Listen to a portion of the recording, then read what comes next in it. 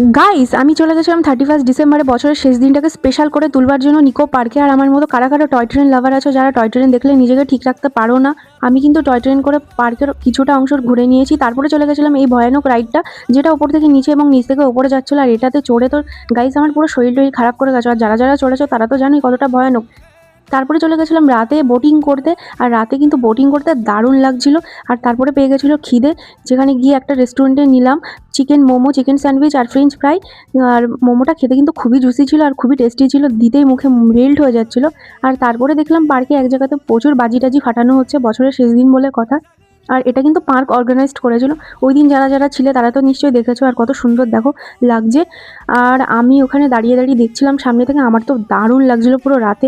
এত সুন্দর সুন্দর বাজি ফাটানো হচ্ছিল, রং মশাল থেকে শুরু করে বিভিন্ন রকমের বাজি। আর তোমাদের কেমন লাগলো ভিডিওটা আমাকে জানাও কমেন্ট করে। আর যদি ভালো লাগে সাবস্ক্রাইব করে থাকো আমার চ্যানেলটাকে।